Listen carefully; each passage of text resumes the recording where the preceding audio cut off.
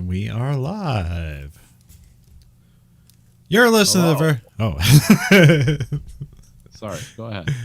You're listening to the Verhoeven Effect podcast. I'm Colin. I'm Nathan. And today we have another very special episode. We have The Adventures of Buckaroo Banzai Across the Eighth Dimension. Originally released in October 5th, 1984. Nathan, did you happen to see this movie in theaters? I did not. I would have been 10 years old, so I did not. Yeah, I figured that maybe this would have been a movie Mom would take you to or something. I'm not sure. I got to see Ice Pirates. Okay. I remember that. Jedi. This movie I've probably seen like 25 times, but I think because I had it on like a VHS cassette. Yeah.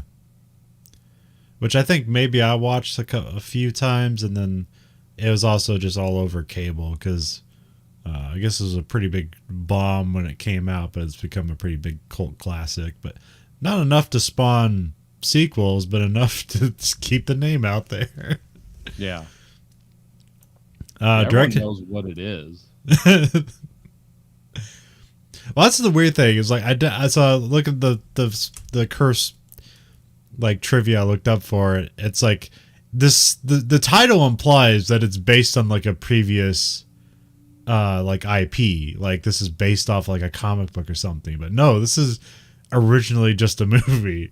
Yep. And I got the feeling that the name was they were kind of, and I didn't read this anywhere. No one said this, but I was like, are they just kind of going for Buck Rogers in the 21st century? Because that's what the title kind of like sounds like. Which that was like a comic strip in like the late 20s and became radio plays and eventually became a TV series in the 80s when everyone's trying to grab all their properties and be like, can we be Star Wars? And like, sure. Yeah, we can do that. But I've never seen Buck Rogers in the 21st century, but so I don't know how much of it compares to this at all, or if anything, or just, the name Buck and then like, a number.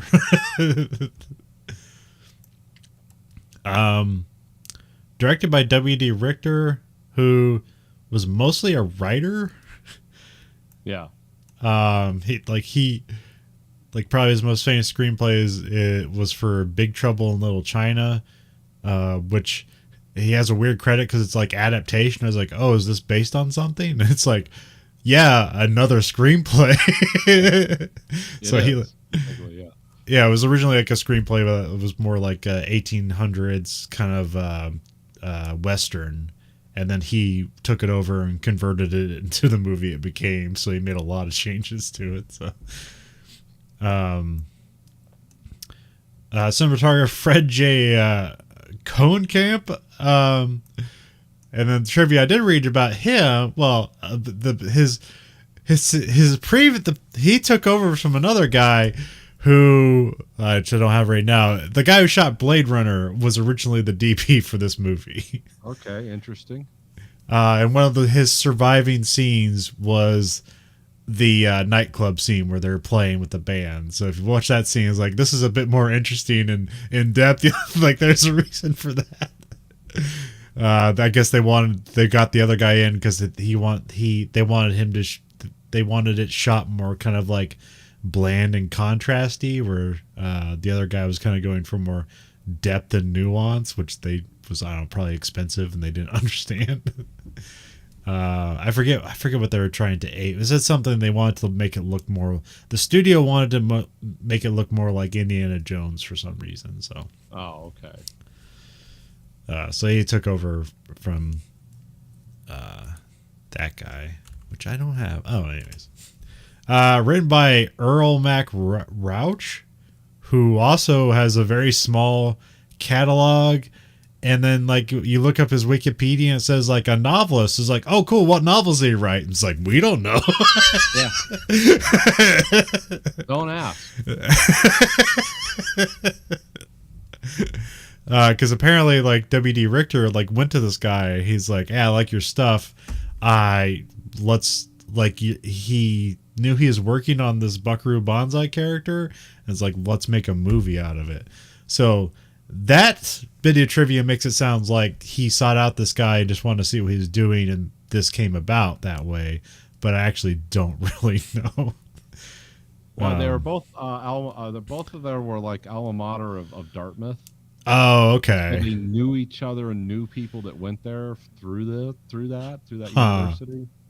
So yeah, that's how he found out about it, I guess. But that's all that it was that I heard. It was like, oh yeah, both the writer and the director went to Dartmouth at different times, but they knew of each other through. Oh yeah.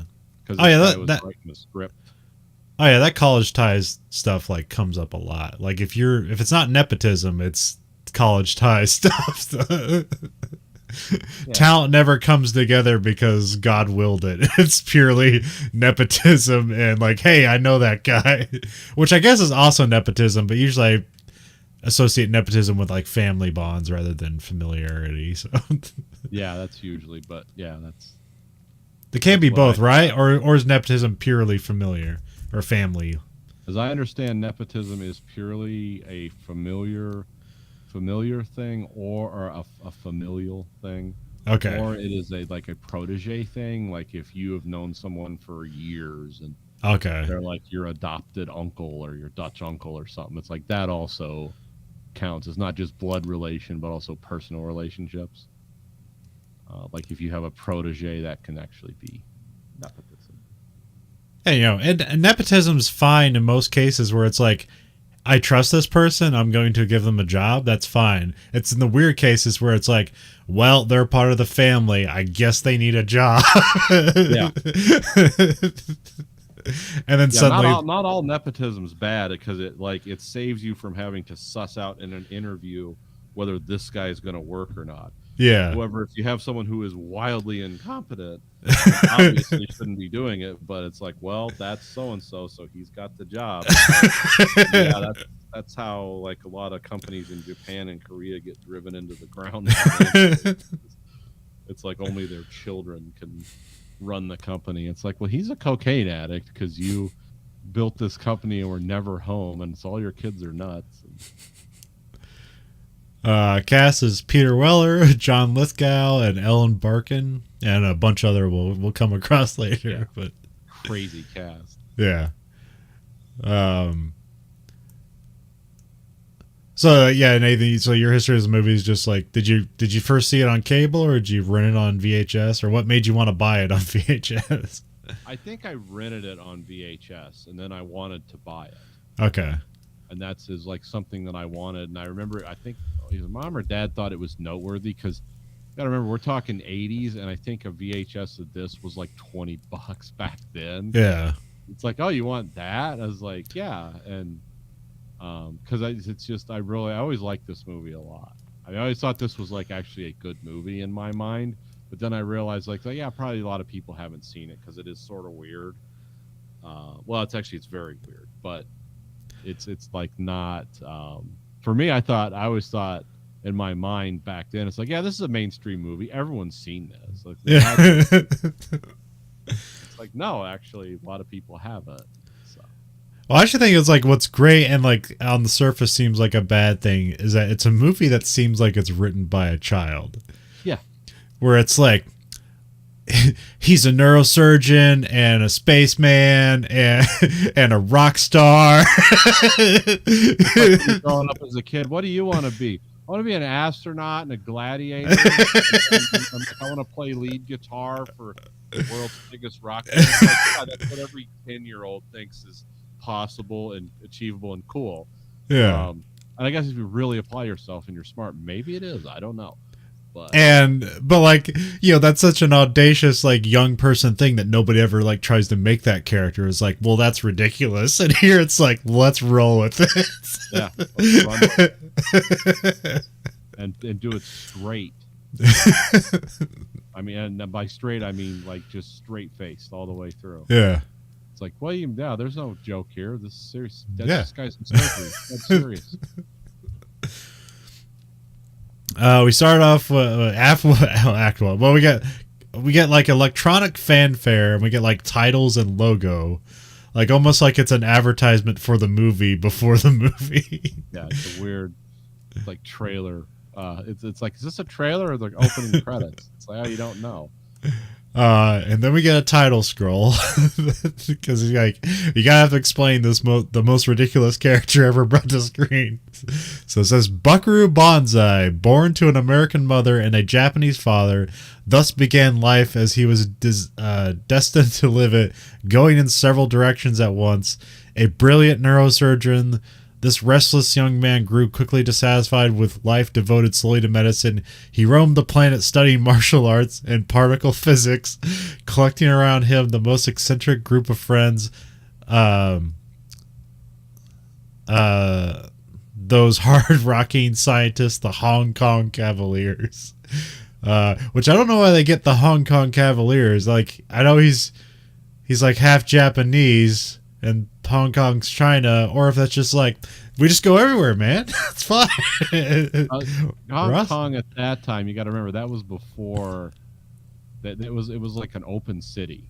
Yeah. Remember, the British controlled it at that yeah time. So it was like, it wasn't really like it was part of China, but it wasn't. It was like but I mean, just because you put, I mean, Hong Kong Cavaliers doesn't necessarily mean it's like this is about Chinese people. It means no, it's just Cavaliers in Hong Kong, man. Yeah, it's just a word that begins with K, that begins with C. It sounds cool together. What does it mean? It's absolutely nothing, but it sounds cool. Then we have a little break in between the words. This is, and now with his astounding jet car, ready for a bold assault on the dimension barrier, Buckaroo Banzai faces the greatest challenge of his turbulent life. While high above Earth, an alien spacecraft keeps a nervous watch on Team Banzai's every move. So that's your title scroll. Everything you need to know, I guess. Yeah, hang on, because it's only going to get more clear from here. We got like sandbags set up. The team is setting up the rocket car, which is really just like an F-350. Yeah, it's basically a dump truck with a bunch of stuff on the back of it. But the cab is built into like a single seater. Yeah. So, and it is kind of an interesting looking car. They do some cool stuff in this movie with special effects because they're just playing with you. Like, yeah, it's like, well, this is silly and cool at the same time. You know, he's got his own flux capacitor. I mean, it's installs it in the truck. Yeah, which when I saw that, I was like, oh, they're ripping off Back to the Future. No, this came before Back to the Future. Actually quite different. But how similar it is crazy. It's like somebody watched Buckaroo Banzai in either the prop department or the writing department in I mean, I bet either the same effects company worked for it and they just reused a part, or MGM like sold off some sort of like lot of stuff and was like, we don't need this, and then Universal picked it up and it's like, hey, we got all these parts for stuff. And they just reused it. Or somebody saw it and was like, that looks cool, let's do that. Yeah, it makes sense, let's do that. Yeah. Somebody already did the work, we can build on top of it.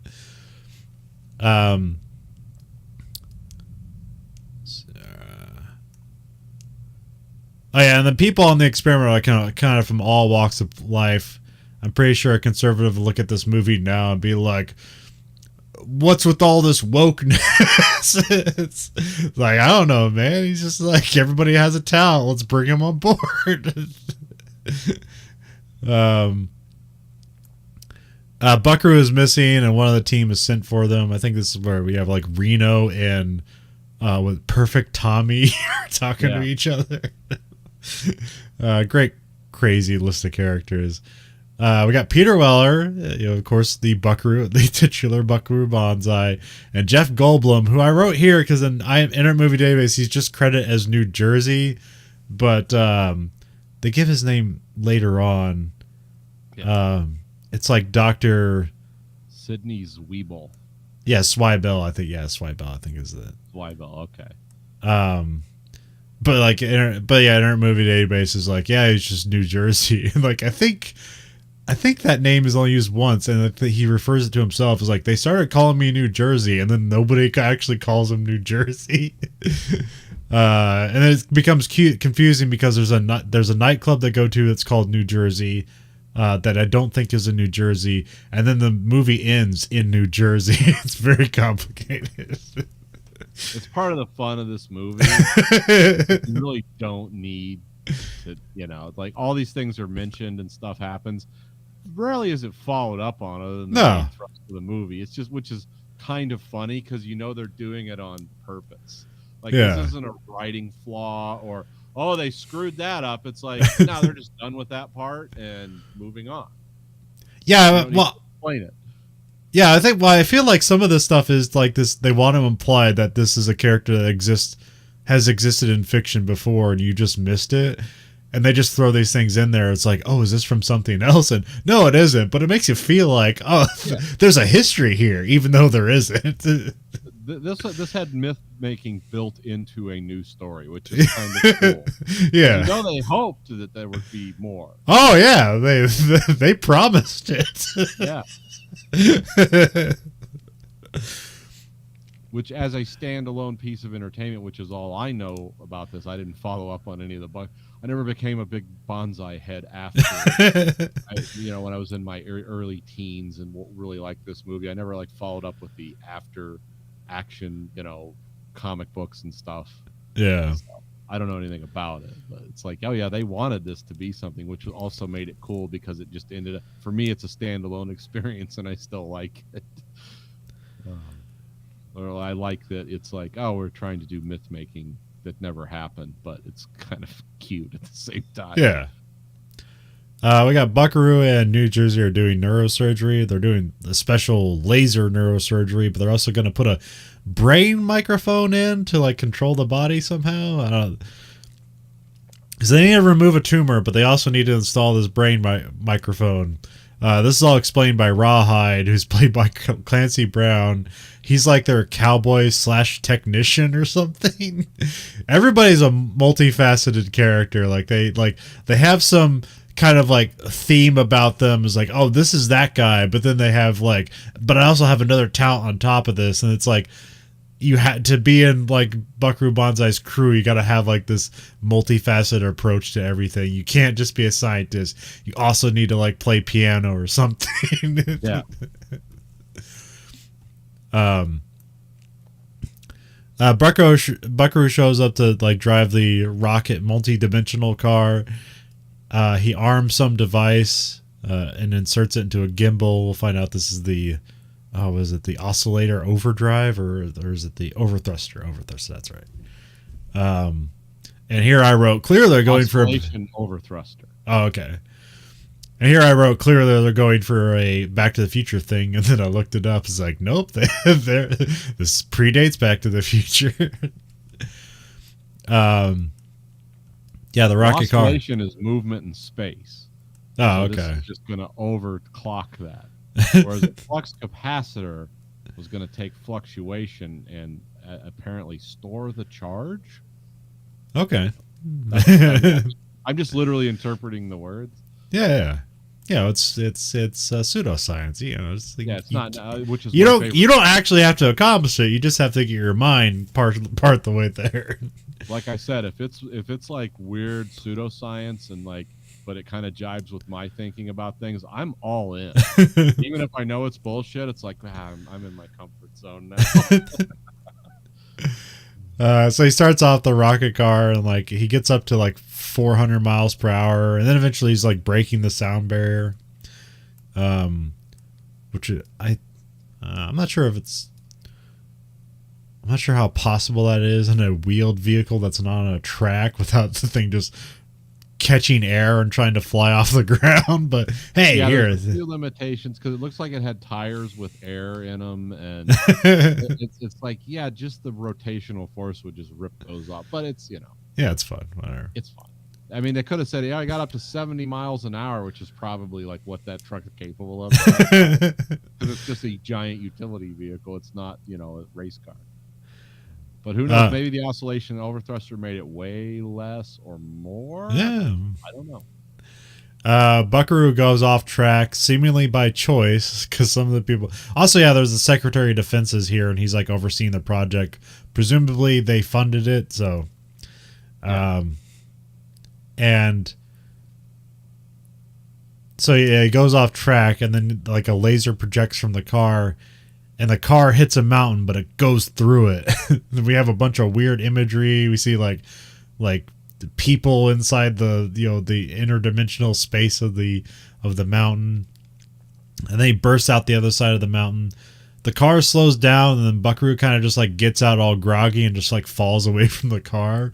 But then he like recovers, and then he goes back and investigates the car, and he finds some weird goo on the car and also some like weird brain ball on the bottom of the car. And of course he's like, huh, that's weird. Who would have thought? Then we cut to another like his I forget, it's like I wrote Lord John Worfen, played by John Lithgow, but he has another character. It's like Dr. Emilio Lizardo. Yeah, Lizardo. He's probably this Italian scientist. Yeah. Who worked with Hikita. Well, we'll get to it. He's seething over a news report where they're talking about the oscillator overthruster, and Hikita's there like showing it off, and he's like, Hikita, and says some vaguely racist thing. I can't remember what he says. Some like a clever little Asian or something. Something like that, where it's like, well, I don't know if that's exactly racist. He just kind of says Asian in a negative way, so you don't know. And so yeah,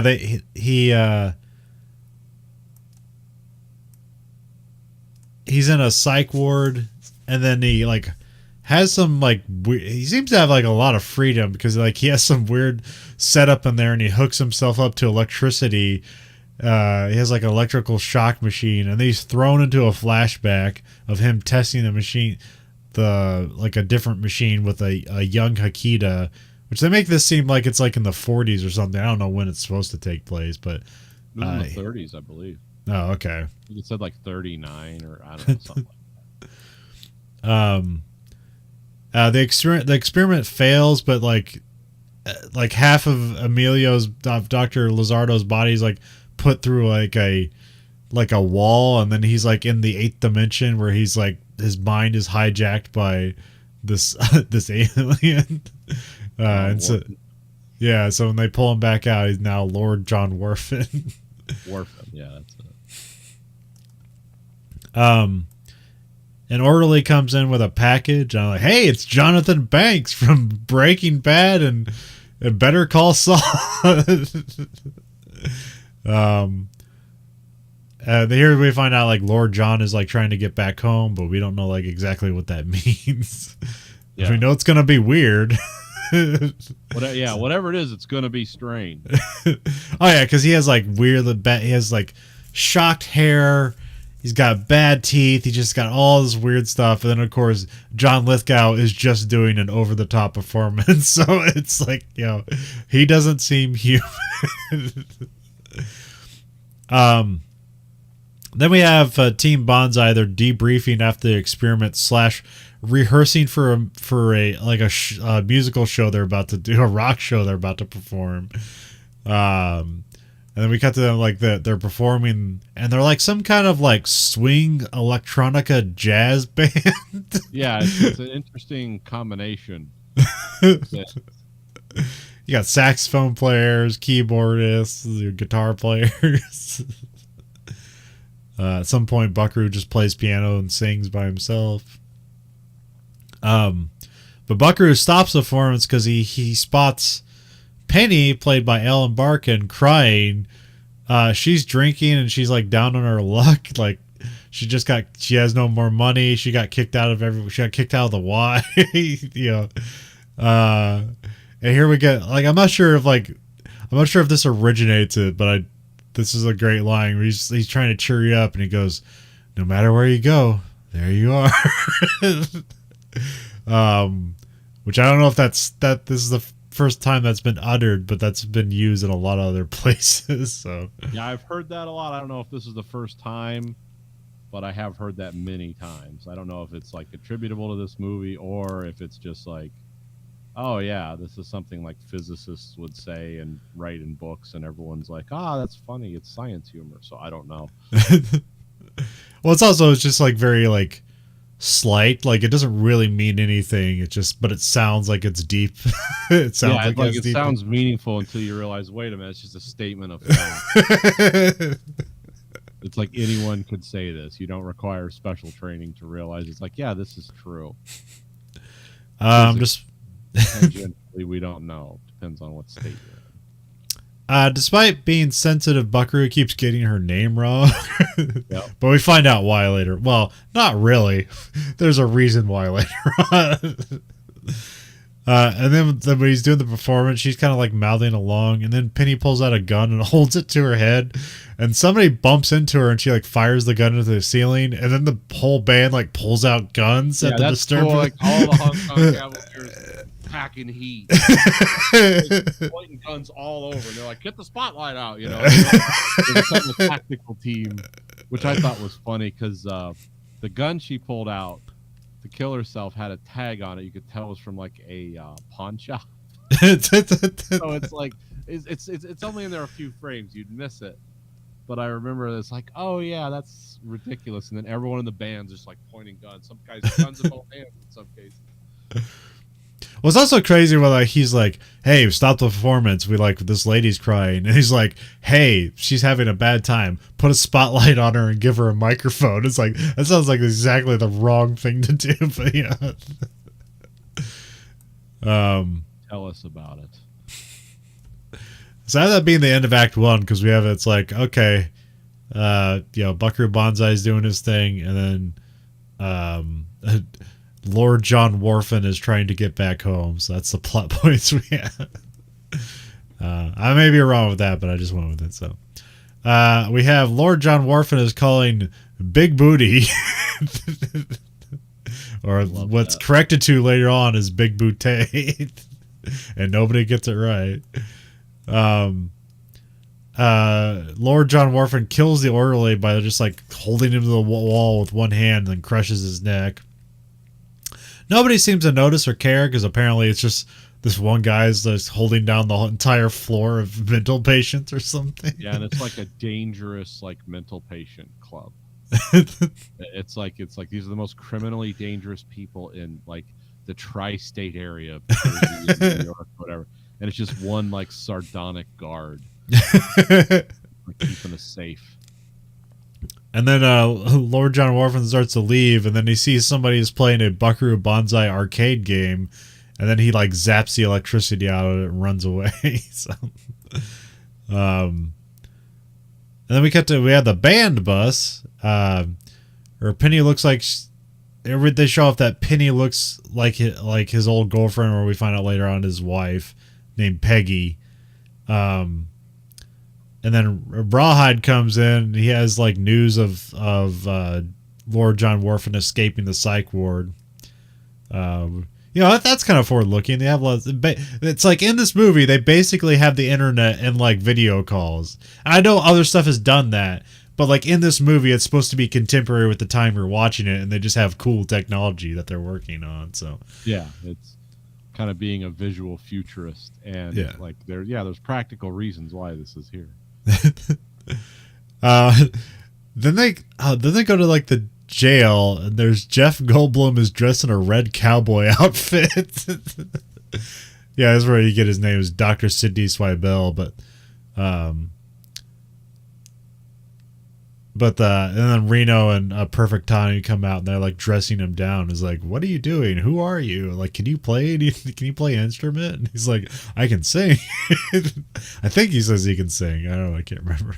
Yeah, he says he can sing. Buckaroo visits Penny in jail. She's like, this goes over so quickly, and you're just supposed to accept it as truth. Is that apparently she's the long lost twin of his wife. And then you just accept it and move on. Yep. No one's really like, yeah, this is why this is happening, and they just never talked about it again. Okay. Yeah, I feel like I feel like there's something, like maybe there's some, like you don't know what happened to his wife. He just says she's gone, so you feel like there's probably some either amnesia element to this going on, or there's something future for this character. Because in this movie, like Ellen Barkin's character like really doesn't get anything other than like she'll have these lapses of like she'll suddenly know like very highly technical things but not know how to describe it very well. And Yeah. it's like, oh, this character is like was meant to be more developed or intended to be developed in a different movie, because here she's just kind of there as like Buckaroo's love interest because she looks like his gone wife. We don't get there, but so you have a press conference with Buckaroo, and he talks of his parents giving their lives to discover alien life forms in a parallel dimension. Also, we have a shot of an alien spaceship. And then Buckaroo gets a call from the president. He takes a call, but it's not the president. It's like aliens on the other end, and they like send a shock through the phone, and then everyone tries to like grab him because he's like convulsing, and they get shocked, and then he kind of comes to and he writes something on his hand. They run back to the conference room, and now Buckaroo can like see aliens. Where like before there's like these kind of like weird nerdy guys, and then he sees them as aliens now, and then we have John Big Booty, played by Christopher Lloyd, comes in. Although here they show him as he is an alien later on, but here they show him as being a human. He's got like kind of like a pantyhose on his face or half his face, and he comes up with like with an Uzi or whatever, and takes away Hikita. I thought somebody stole the overthruster here, but I guess they got it back at some point, or they dropped it or something, but they ended up getting it back. Also wrote here, Buckaroo is dressed like Pee Wee Herman, and then I looked it up. It's like this predates Pee Wee Herman.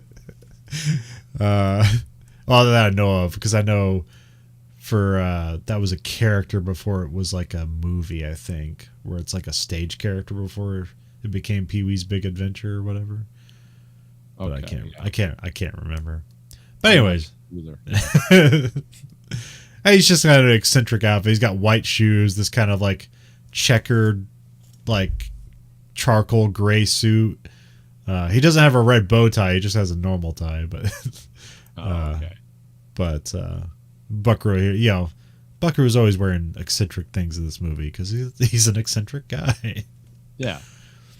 Well, this was the 80s too. It was a weird time. Oh, yeah.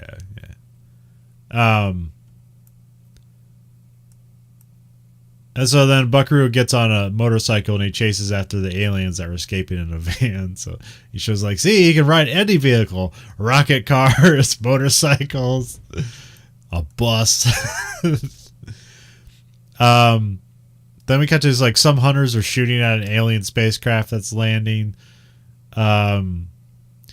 And here's, I think, where I vaguely realized, like, oh, there's good aliens and bad aliens. So I wrote the aliens are in the van, but that's the bad aliens.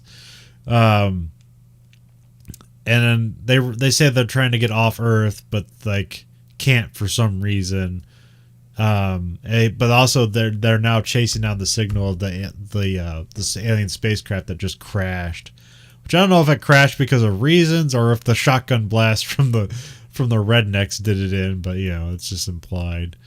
And then an alien emerges, which just looks like a guy from the spacecraft, and then that guy falls and hits his head and dies, and then another guy like gets away, and then apparently there's a third guy still on the ship for some reason. Yeah. The only guy that matters is John Parker, but we won't know who he is till later on, because like all these guys are like they're black and they have dreadlocks and kind of like Rastafarian accents. Yeah. Then we have Buckaroo.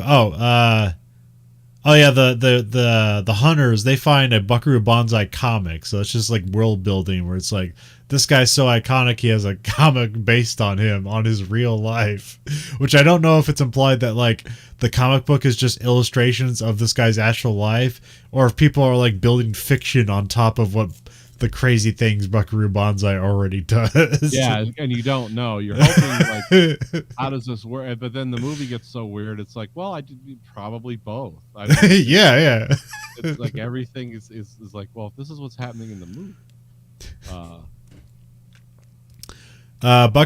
Buckaroo Banzai calls Rawhide. They got the overdrive back somewhere, or the overthruster. But the professor got taken, and so now they're looking into Yo-Yo Dine Industries, which I forget. I saw some trivia that Yo-Yo Dine comes from some other fiction. Yeah, it comes from Pynchon. It's like, I think it's the Crying of Lot 49. Yeah. It was in that. I think it was also in V, but I don't know. That's another. No, I mean the Pynchon book. Okay. Sailor. Sailor. Failure, sailor. I know, yeah. John Big Booty and pals, they show up and they grab the spacecraft. They're trying to get something off the spacecraft. Buckaroo sneaks around watching the aliens, and there's cops and the hunters. He finds Akita in the aliens' van. Here he tells them that the alien they're electroids from planet 10 by way of the 8th dimension.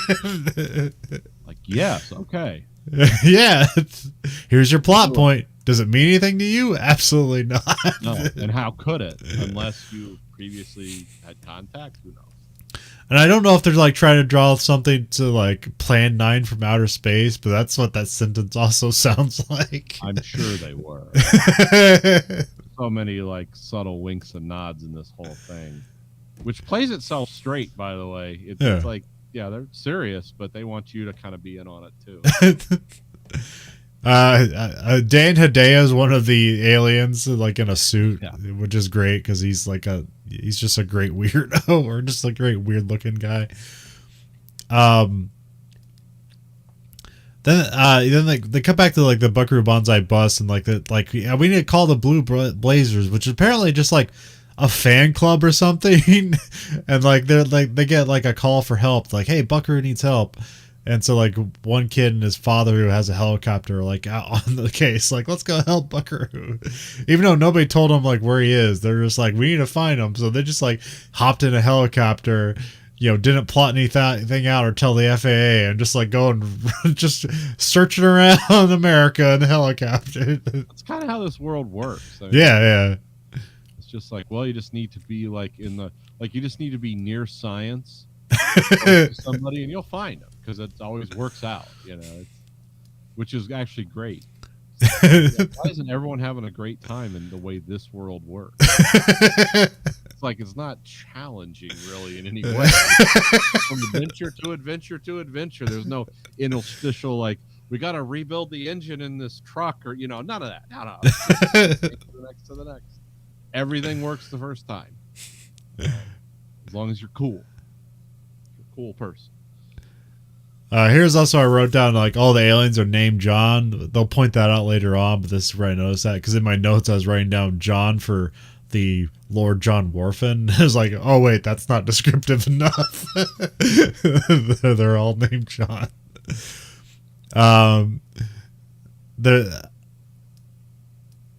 So like there's an alien in the spacecraft still, and like he sets a self-destruct because the other aliens orbiting the planet tell them to. And they're like, all right, well, tell my family I love them. Yeah, because they're basically like, you need to kill yourself. Like, delivered very strange dialogue, like, add the milk to the coffee, or it's like a time to destroy yourself, or something like that. Yeah. Which I think is to set up the aliens as being kind of like unforgiving, or it's like, oh, there's the evil aliens, and then there's the other aliens which aren't as evil, but like also not great. Yeah, they're not like empathy aliens. They're more like problem solution. Yeah. What about the implications? The what? We've got problems to solve, damn it. Buckaroo gets noticed by one of the evil aliens, and he just kicks him in the balls, presumably. If they have the same anatomy. And then he gets chased. You see female lectroids, but not red lectroids. Female. Oh, yeah. Of course, also the female lectroid is also named John, which is funny. Yeah.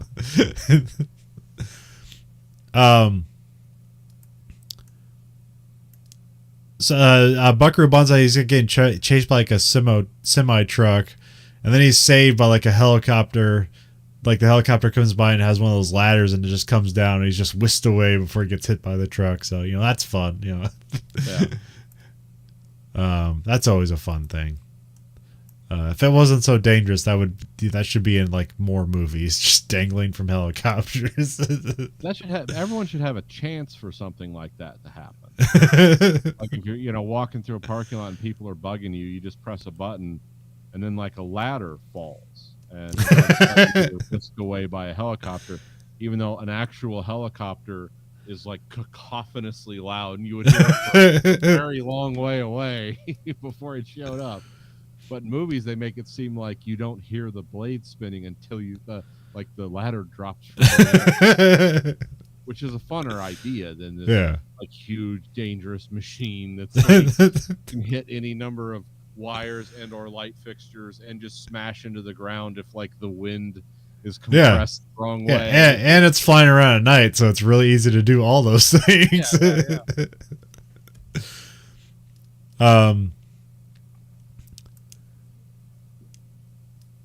And then it's like the next day, and we're at like the Buckaroo Banzai compound. John Parker shows up. He's like one of the good aliens that's on Earth. He has a package for Buckaroo. He also needs to get in to see Buckaroo Banzai, but the gatekeeper won't let him. He just takes the package and is like, go away. Then we find out that Yo-Yo-Dine is basically just the bad aliens. They're all named John. They're all born on the same day.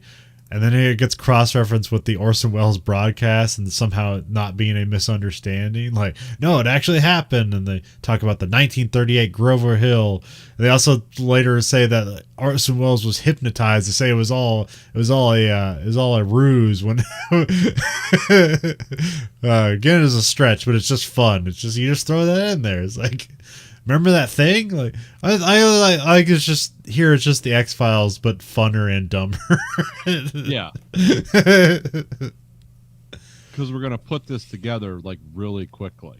Yeah.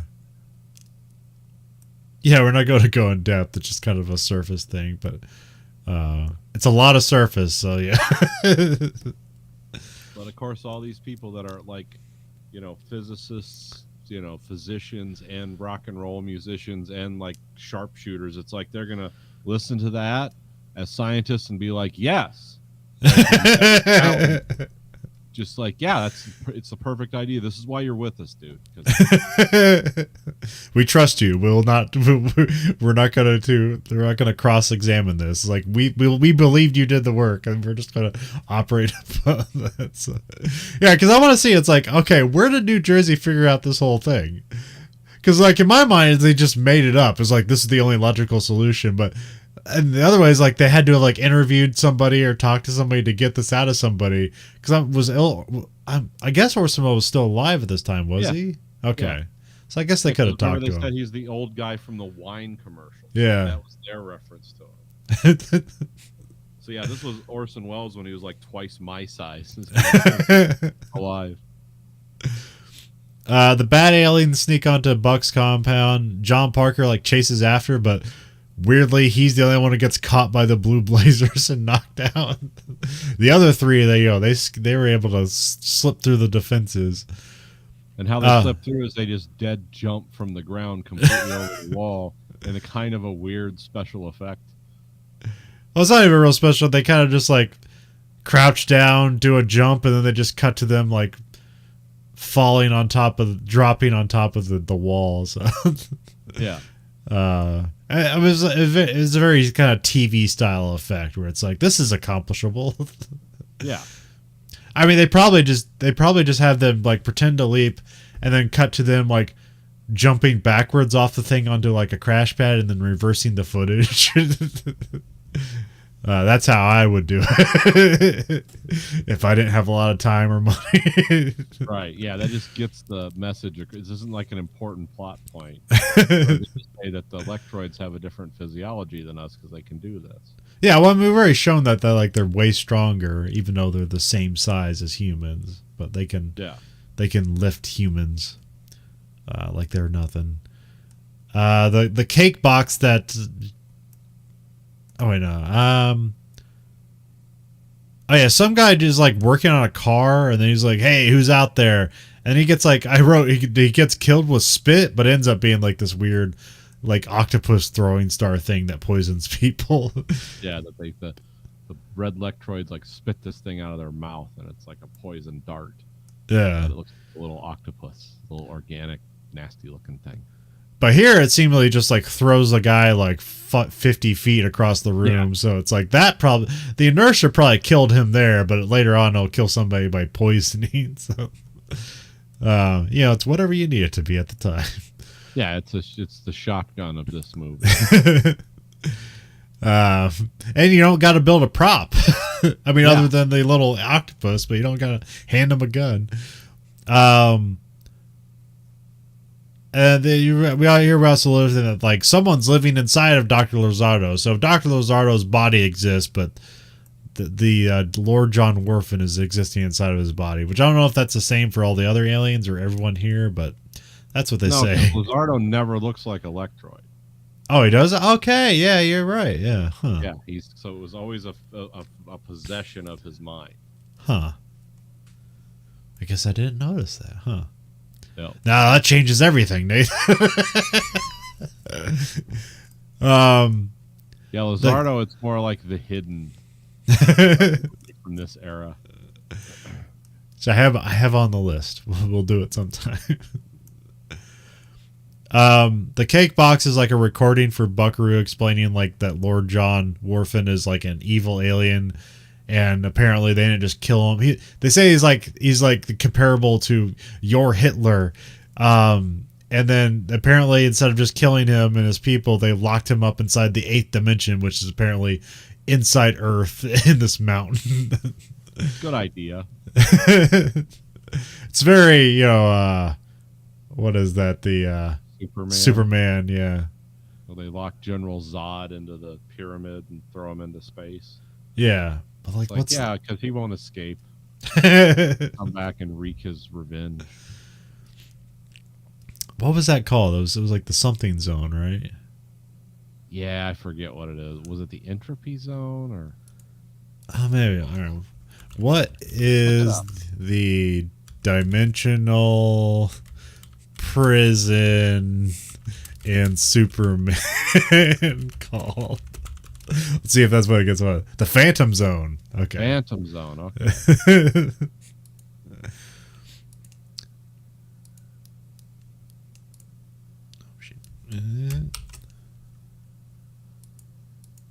Okay.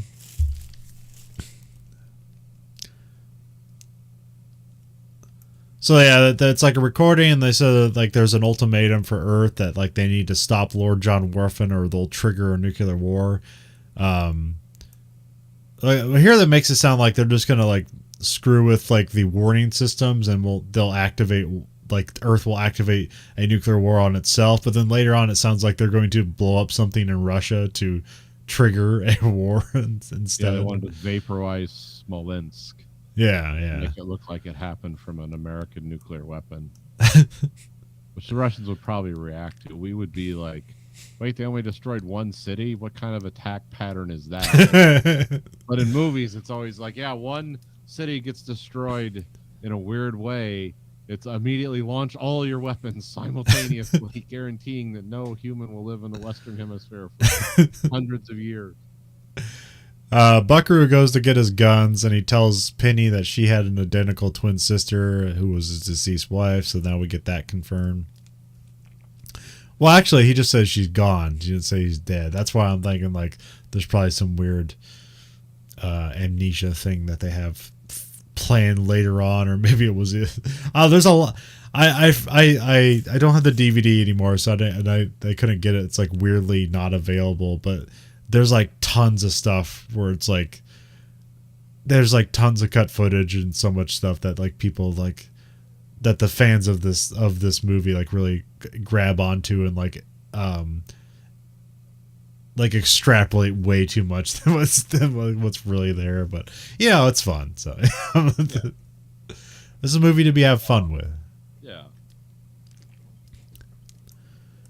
Buck is chasing the aliens throughout the compound. Rawhide takes a hit, but he's out of action. He like says he can't move his legs. Buck heads down a laundry chute. He's looking for the aliens and Hakita. Hakita gives like the overthruster to Penny, and then she runs off. Buck chases off Big Booty. John Parker shows up just in time to say that there's no antidote for like the starfish projectile thing that the aliens shoot. The bad aliens steal a helicopter, and apparently they also took Penny with them. And then Penny has the overthruster.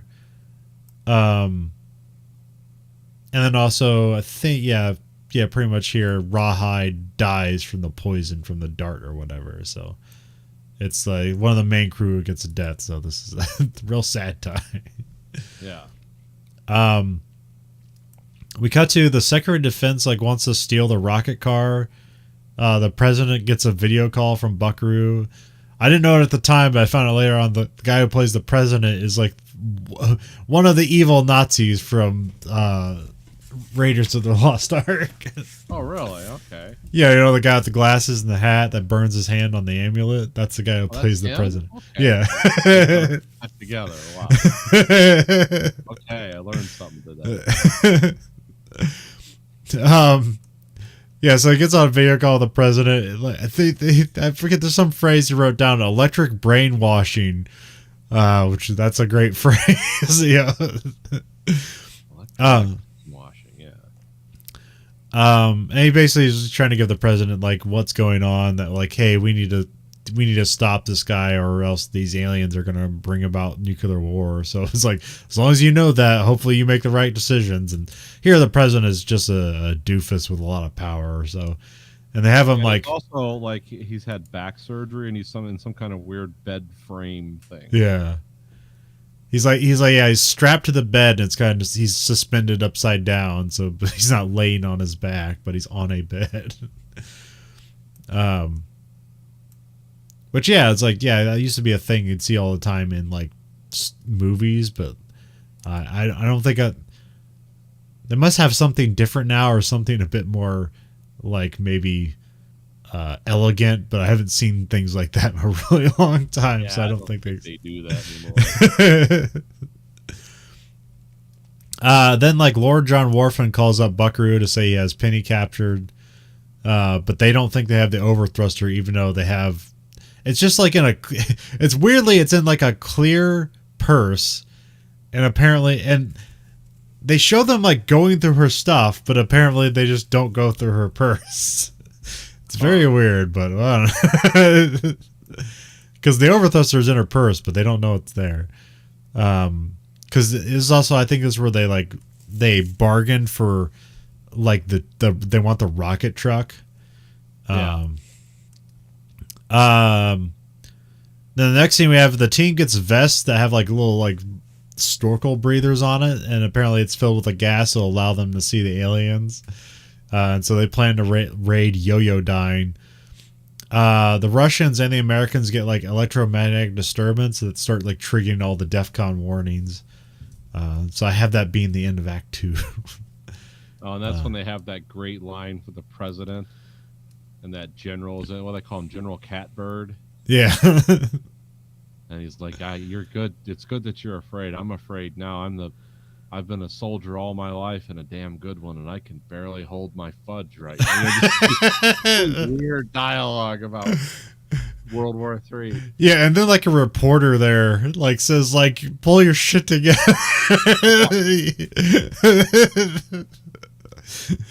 So I do like that, like, you know, the general, which is funny because it's like he's a 3-star general, so he's like not even like like just a general ass general. He's like a lieutenant general. He's like, what's he doing there for all people?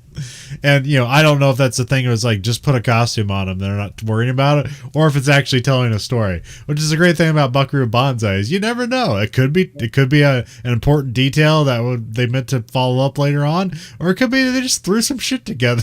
And they never really explained why like Yakov Smirnov was the president's like national security advisor. Really a Russian, like in real life. Nah. I didn't realize that's who it was. I thought like, man, because he fucks up a line one time and he just like does a second line take in the middle of the scene and they just roll with it. So yep. I was like, are they saving film or is that intentional or is this supposed to be weird? It's like do you have a Russian agent in your cabinet? So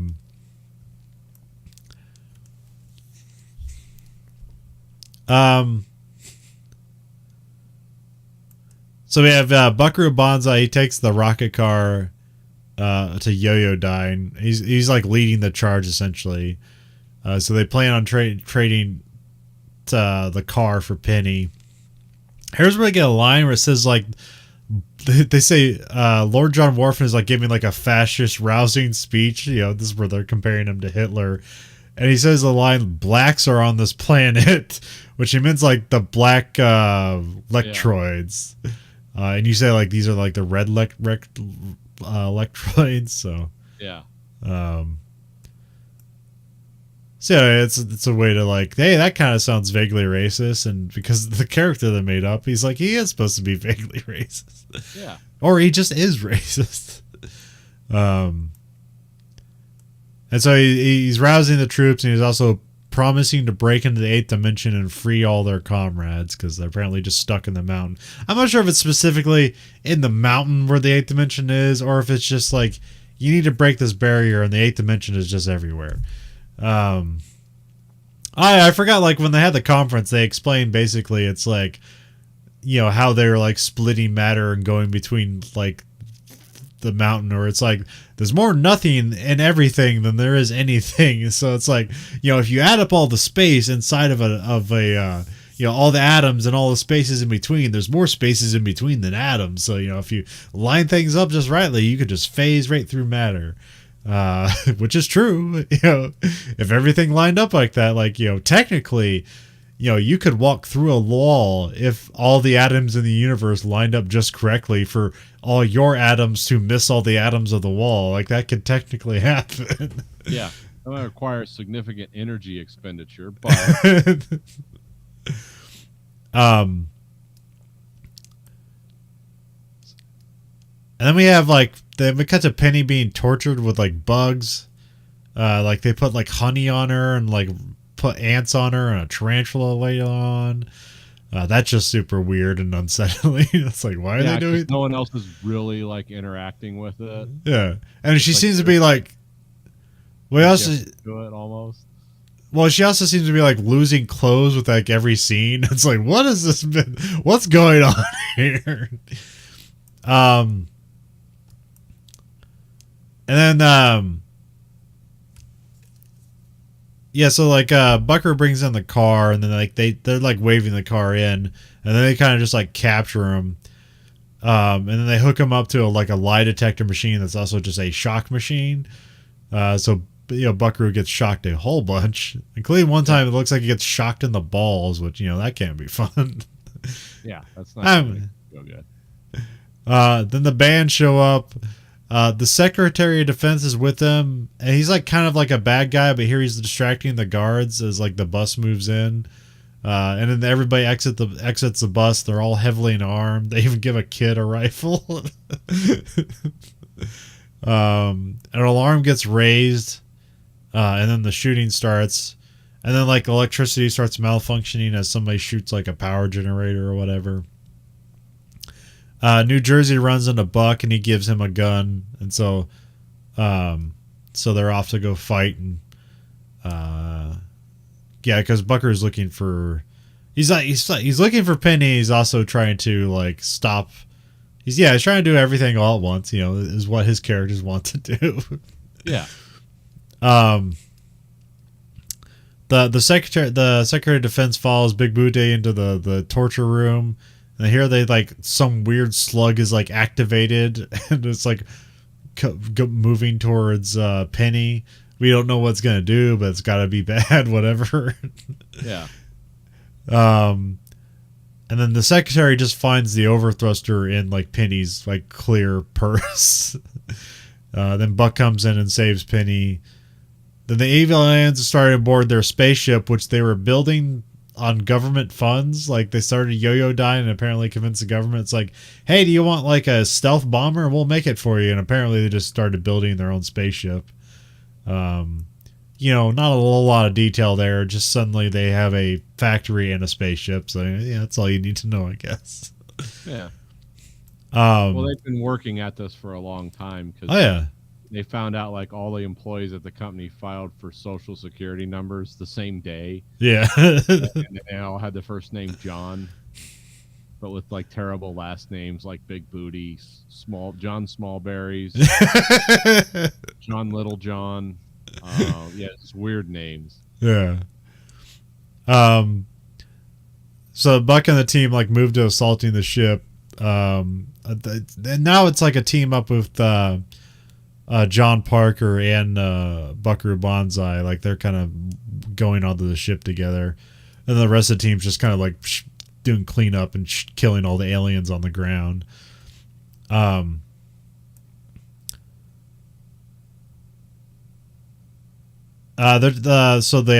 evil aliens are trying to leave, and the Lord John Worfen, like, they don't have the overthruster, so they load up one that like he built, and then here's like Big Bute's like, it's not gonna work. He's like, don't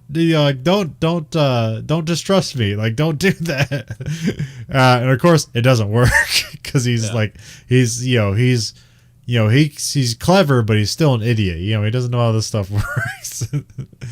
And I'm not sure if there's anything where his character is getting knowledge, because like, is this knowledge like his character already know and he's just working off the advanced civilization of the aliens, or is this something he's taking out of the doctor he took over, who has also had incomplete knowledge of this because Hakita completed the project, but he's a part of it. Something to think about, I guess.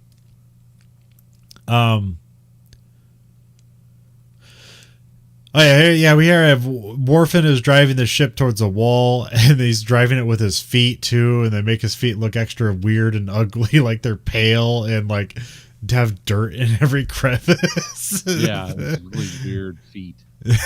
He's still wearing socks that apparently his feet just punch through, so that's extra weird. Or does he have toe socks that are punched through? I can't remember. I always thought it was like, he had socks that just wore out at the toes. Yeah. So they're trying to align the laser to like, go through the 8th dimension. And I don't know if you necessarily need to like hit a physical object to enter the 8th dimension. Like that doesn't really seem necessary, but in this movie that's how it's presented, because they just bust through the wall if they don't cross the 8th dimension because this thing didn't work. They didn't calibrate it correctly. And then Worfen kills Big Booty when he tries to like correct his, because he just calls him Big Booty. And he's like, it's Big Booty, and then he just turns around and shoots him. They also have this weird like harness thing that's like, instead of a seat, like everybody else has like this standing harness that they're in. Let's talk a little bit about here this kind of is a good point to like the electroid technology is very organic. Yeah. Everything's very organic. Like it's not like human technology they start calling us stuff at the end like monkey boys. Yeah. That's like humans are just monkeys, and this is like monkey boy technology. Or it doesn't look like our stuff. Like we would design like things out of metal with angles and stuff. All the electroid stuff looks grown and organic. Yeah, because the harness I'm talking about looks like a suit. Yeah. It's like something out of a Cronenberg movie. Also, like all the ships are kind of like asymmetrical and like look like sea urchins. Yeah. So yeah, there's that thing going on there too. Um, but so John Parker and Buckaroo Banzai are inside the big ship, but they find a smaller ship inside of it, which gets dropped out of the ship, and then they're able to like fly it, which John Parker's like, I don't know how to fly, I never passed the class, and then because Buckaroo Banzai's a genius, he just figures out how to fly an alien spacecraft that he's never seen before. So yeah, right man in the right place. And then like he learns out how to fly the spaceship, and then he hands that over to John Parker to fly, who previously just said he can't fly it. And then Buckaroo says like, it flies like a truck, and then John Parker goes, good, what's a truck?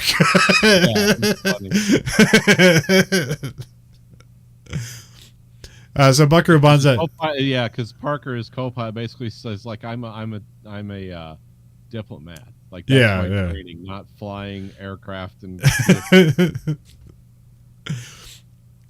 Buckaroo Banzai finds like a laser on the spacecraft, which seems apparently like super powerful, because they're able to get behind the bigger ship and they just shoot it out of the sky. Yeah, it just kind of ends suddenly, like, oh, the hell of a laser. It's very small craft that like just fires right into the engine deck of this much larger ship. And then we see Buckaroo Banzai like parachuting out of the air, and it's like, wait, did he just like the ship blow up or something, the smaller ship? And it's like, no, John Parker's heading off in the shuttle to go back into space to join his people. Now he can fly a shuttle. He can do an orbital exit and but before he didn't know up from down. Okay. That's just the power of Buckaroo Banzai. It's like once you start learning, you can't stop. Yeah, it's suddenly like, oh, now I know. I mean, it's how everyone wishes they could be. Yeah. 5 minutes, I'm an expert on this. I'm ready to take everyone on. For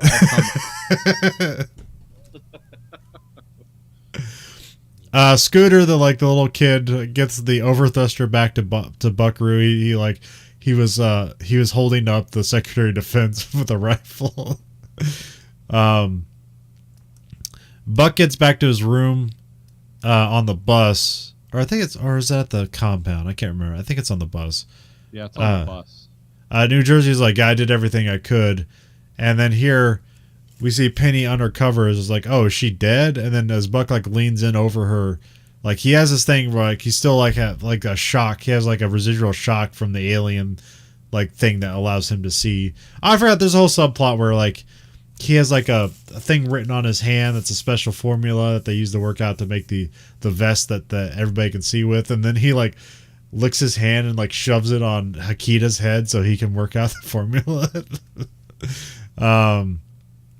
Anyway, so the kind of residual shock shocks her back to life. Presumably they have sex, and then there's like an overlay. It's kind of like you see the black shades. It has like Japanese writing on it, and then there's an overlay off to the side of one of the aliens, and he says, "So what? What's the big deal?" I'm like, "What's that about?" I don't know. I think I missed something there, but whatever. Well, I think it was like giving the extra shock. Because apparently they could unsee what Buckaroo Banzai could see. Oh, okay, that makes sense. So that's that's why she gave him the shock, because it was like, yeah, we're interfering, but so okay, that's what I read it to be. No, that makes more sense now. Because I thought it was kind of like a antagonistic thing, like so what's the big deal? Not like oh, we're helping. I didn't interpret that when I watched this. So. Oh, okay. And then we get titles. We cut to black. That's and then title. Credit scene in movie history. Yeah. Well, no, we get titles first. It says, "Watch for the next adventure of Buckaroo Banzai. Buckaroo Banzai against the World Crime League." And then we get my favorite end credit sequence of all time. I love the song, which apparently doesn't have a name because it was just done by the composer. Yeah. Huh? It was just like filler music. Weren't they going to do something else, and they just kind of like this? And and it's actually the band heard. It was set to the same Uptown Girl as Uptown Girl, so that's what they were hearing while they were filming it. Yeah, they're supposed to walk in sequence to Uptown Girl, and then they just went with this song because the one we hear, I think was it was intended for this or it wasn't. I never got that story. Yeah. Either way, it's best credit scene. It's probably up there with Time Bandits, like for an end scene. Yeah. But in this end scene, it's like the characters all doing something new, and including dead characters have come back. Yeah. And now in the end credits, They're all joined together. Music. Yeah. They're dancing to the music. It's like a music video just at the end of the movie. Mm-hmm. Well, it starts off, we have like Buckaroo. He's like, there's a rope gets thrown over because they're in the LA River Basin. Which I guess I don't know what it is. Basically, what the LA River is, like, the LA River is just a big concrete thing where water goes. It's like an overflow system, from what I understand. Yeah. And it's used in so many movies. And once again, I remember there's a famous chase scene in like To Live and Die in L.A. Also, it's one of the first chase scene in Terminator 2. Yep. It's everywhere. It's in everything. We saw it in Drive a few weeks ago. Yep.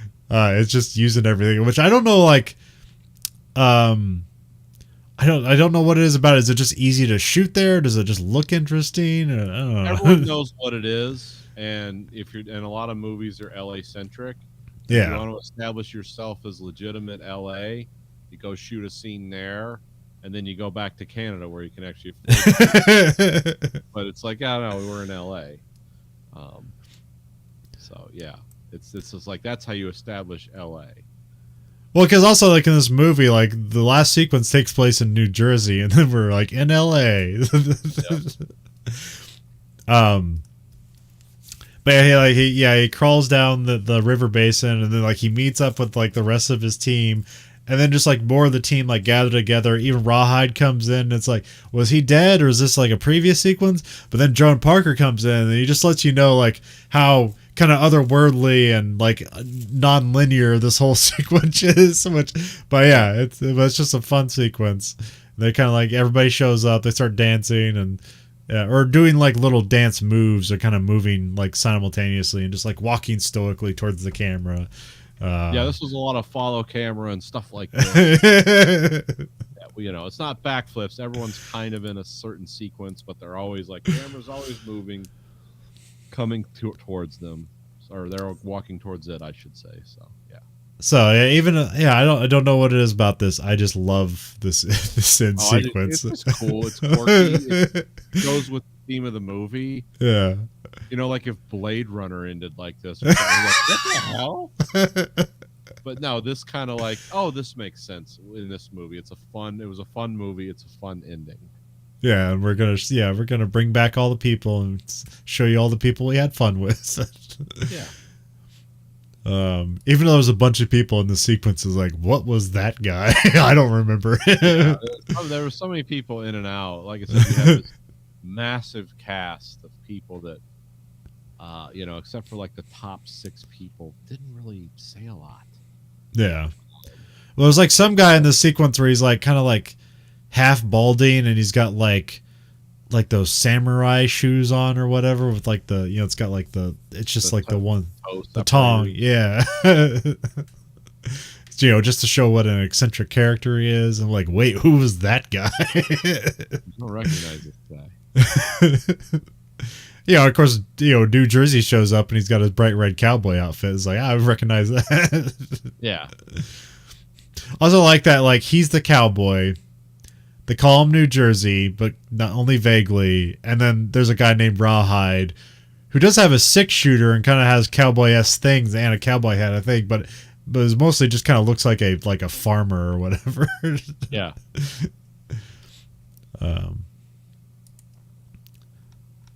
But yeah, this is such an eccentric, crazy movie. I am so glad that it exists, even though I don't know how, you know, it's hard to call it a good movie. It's just, it's not a good movie, but it is a great movie. It's a movie that, like, for this kind of science fiction and for something that's this rooted in the 80s, which it is by its look, is also, like, timeless. Yeah. You can also see, like, oh, this has influenced things. I mean, this is what everyone who this is everyone who thinks Elon Musk is their superhero is like really they want Elon Musk to be Buckaroo Banzai. Yeah. He is the master of all things, and he's a good guy, and he's working for good, but he kind of has he's an edginess to him, and everyone. And he lifts everyone up around him. He makes Yeah. everyone a better person. And this is exactly what the Elon Musk fanboys want. This is like when this is what it is to them. This is their where they see this in him, even though the rest of us are like, okay. I mean, it's okay. Yeah. Has a lot of kids, and has sex with a lot of women. Has a really big ego, and it's like that's every rich guy. Yeah. But yeah, this is like when I was watching this, I was like, oh, this is what. Because he has this, like, because the Buckaroo Banzai and the Cavaliers, they have all these people they can call on that will show up with helicopters. They had people called the Carpet Suckers, like special commando group. It's never really, elaborated on like most things in this movie aren't. But it's like you see them there in the van and it says Carpet Suckers. It's like okay. Which either that's like really weird sexual innuendo, or it's just somebody thought like, oh, that's a funny name for like a team of special forces people. But yeah, everyone, I can see that like in people's fandom of this guy.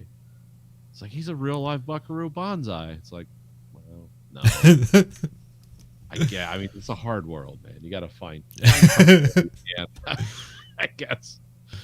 Yeah, there is no Buckaroo Banzai.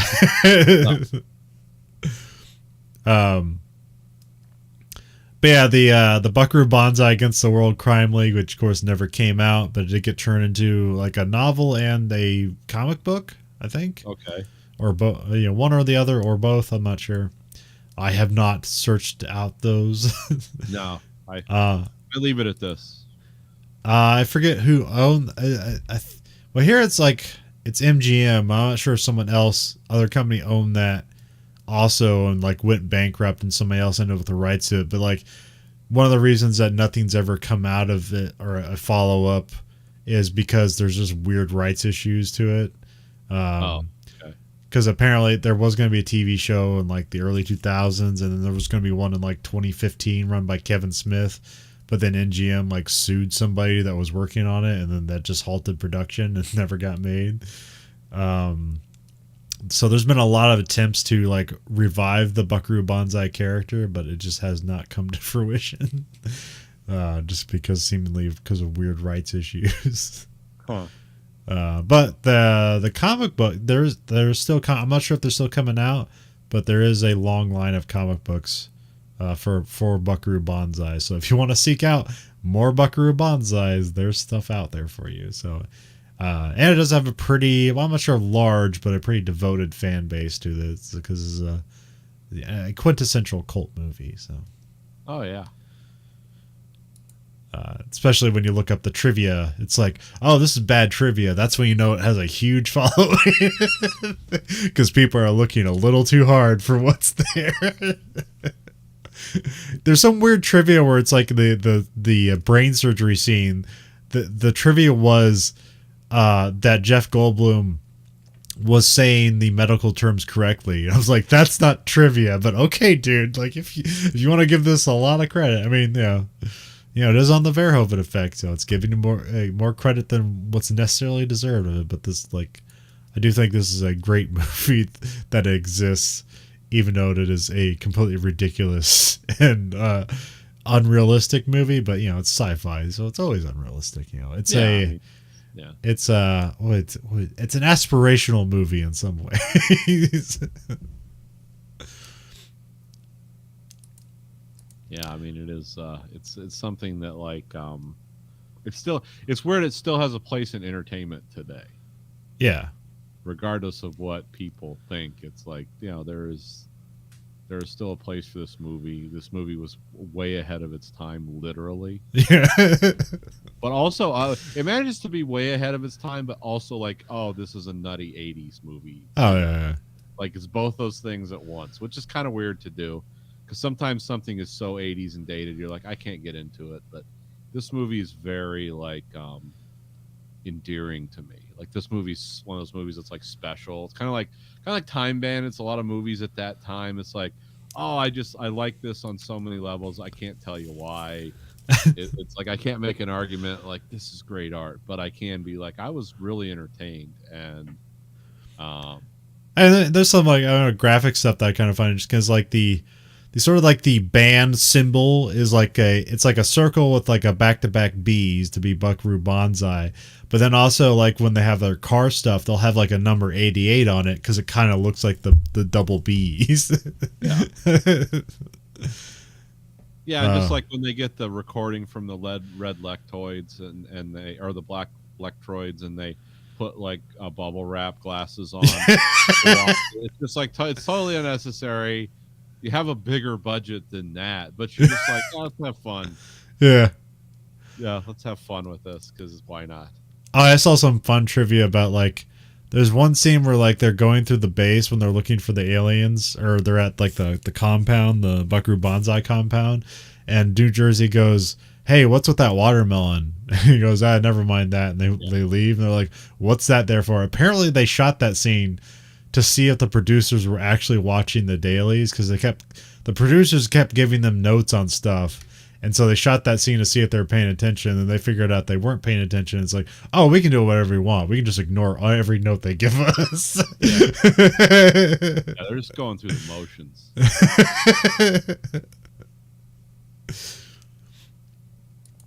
Which also seems incongruous with why they fired the original director of photography. But it's fun trivia. Yeah, who knows? Who knows what's true? Yeah.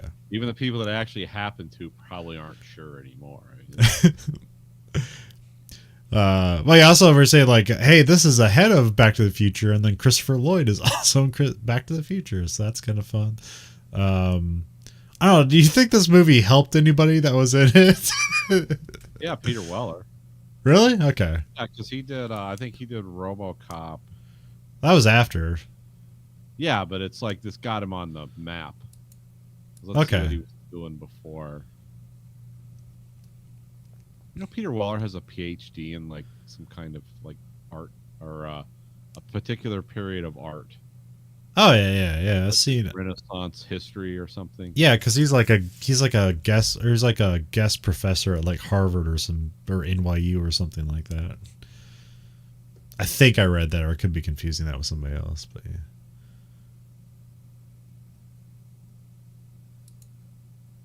Yeah, I'm trying to. Yeah, he did RoboCop like 2 years later. He did some movies in the middle, but RoboCop was his big like. Yep, we know who Peter Weller is. Yeah. And then he did Naked Lunch.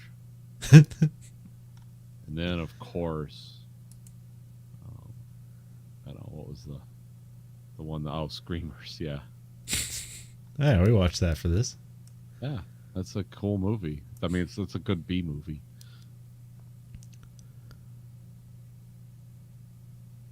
He did a lot of weird stuff.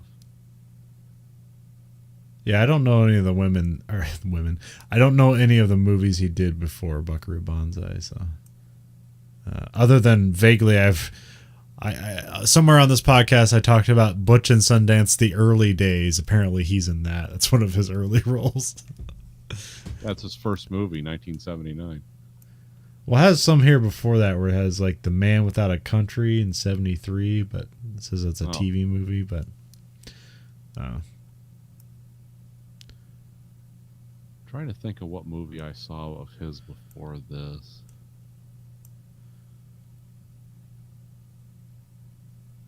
I think there was one where he was like it was like in the early 80s and he was like a banker or something. And he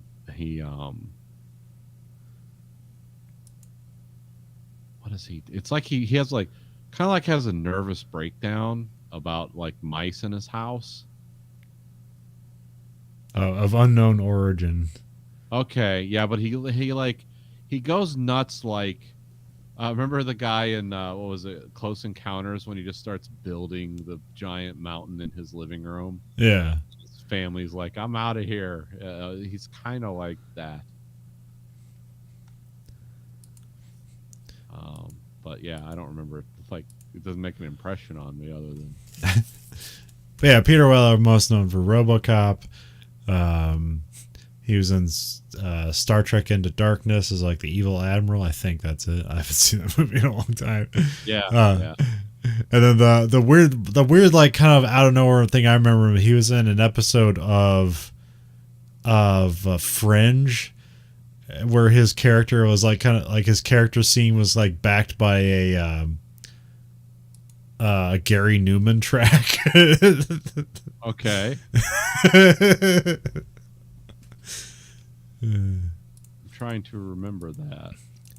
It's something like I don't know. He's something where like his character had like electronics and he was like magnetic or something like that, and yeah, it was weird. He was like I think his character was like a professor, and then yeah, he was like I don't know, opening up dimension. Who knows? I haven't seen Fringe in a long time. Nor have I watched the last season. I've seen every season except for the last one. I just assumed it was bad, and then I was actually heard it was good, but I don't know. I never bothered to watch it.